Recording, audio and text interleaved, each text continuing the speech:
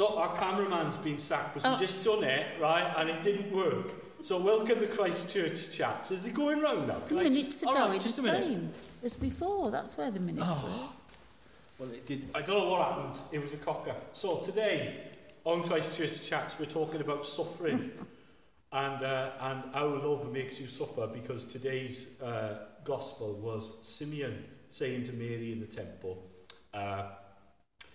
a sword will pierce your own soul too. So when Jesus is a baby, Simeon says to Mary, a sword will pierce your own soul too, saying that Mary's life was going to be one of suffering as she loved Jesus. So the question we're thinking about today is, can you give an example of a time where love has cost you greatly?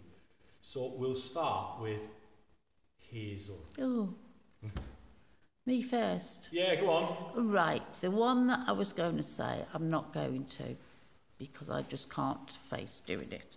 So I'll say about my horse, Forrest. About 2 years ago, I had to have him put to sleep. And I brought him up from the field, and he was thinking he was going for a groom and everything, and I took him into the yard, and there was the vet waiting. And it was the thought that I was cuddling him, and I was the person who was going to tell the vet to put my horse to sleep. Now, it's a great big animal, and it's on my decision that it's got to lose its life. And that is when a sword pierced my soul. And it was just awful. I was cuddling him, and the vet was waiting on my say-so, and I wanted to scream, no, just we'll take him back up the field, but I knew that I couldn't, because he needed to, because he was blind. So that was bad, yeah. So the more you loved your horse? It was the thought of me having to give that decision to, you know, it was his life in my hands, basically, that I had to say. Yeah, I think with love comes responsibility as well, doesn't it? And sometimes when you love somebody, If you take your animals, I don't know if you all do the same, but if any of my animals, I have to take them when they've got to be put to sleep. I have to take them personally, because they're my responsibility, and they trust you, and so you will be with them, and they will not be distressed as if they'd gone with somebody else. They know that you're there for them. So love hurts. That's what you're saying. It does, yeah. But is it worth it, though, to love Forrest? Yeah. It was. Okay. So we have with us today, as well, I should have said, is Paul isn't here because he's bunking off, because he's gone to Venice. So we have a nice example of love not costing him a fortune, because he's got to take it to Venice, hasn't he? Isn't it? So Paul's taking Jill to Venice because he's soppy. Romantic. Soppy. Right, yeah, and he's the soppiest man in town, isn't he? If you see him walking around town, he's always holding hands and they're kissing and that. It's you know, past the bucket. But there we are. So we have Carol Siddle with us, who's one of our parishioners at Christchurch, and also as well we have Carol from St Mary's, Carol Preston, who was on it last week. So Carol from St Mary's, Carol, what would you say? When has love cost you greatly? I think it's a clear winner in the sense that when my husband was seriously ill for 8 years, that linking in with your sermon today, I was a very selfish person. When you said about this gentleman saying, I want to do things my way, I want to enjoy my life. I was very much like that gentleman before Ian got sick. But through his illness, I kind of acknowledged how selfish I was, and I've become better for it. I'd never want to go through it again, but it's changed me, and I needed to change, and I don't think I would have changed unless I had to. So it costs me, but I've benefited by acknowledging I needed to change. But could you measure that? Could you measure how much it's cost you, or is it worth it in the sense, did it cost you more than what you've gained? Could you measure that? I would definitely say I've gained a great deal. Right, my phone is run out of storage, so quickly, that's why it stopped. So quickly, Carol too.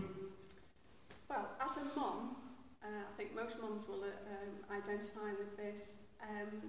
You love your children, you teach them hopefully the way they should go. But when they become adult, they take decisions that you sometimes think will hurt them and harm them, and there's nothing you can do about it. And the pain is when you have to stand back and watch them take the consequences of those wrong decisions, and that is extremely painful. But that's exactly what happened with Mary when Yeah. she said, right, he's gone nuts, Yeah. let's go home, no, stop saying that you're the son of God, you're going to get killed, Yeah.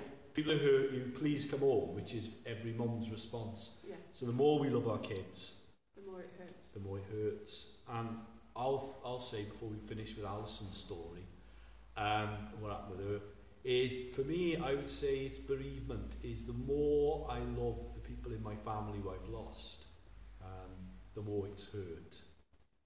But actually, I would not love them. If I had the choice between not loving them and loving them and losing them, it's a no-brainer. I would always love them. And it's the God who suffers with us, because God cannot make a world without love and suffering, because you can't do that. And that's what we're thinking about today, which is why God chooses to be in our world and to suffer. So when I rail at God about things not being fair, he says to me, well, look what happened to me. They weren't very fair to me either. So we'll finish with Alison. When our son Piers died, 15 months old of virus pneumonia, I was shocked and furious with God, but knew immediately if I rejected God or blamed him, how would I cope? Garth, husband, shaken as I. My faith grew, his diminished. Later, Garth had a nervous breakdown. Then I too was near one. We couldn't reach each other. It was awful.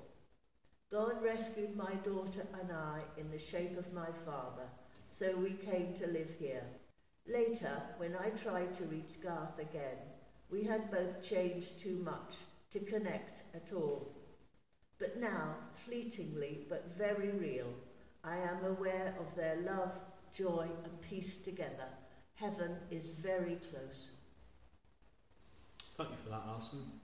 Brilliant.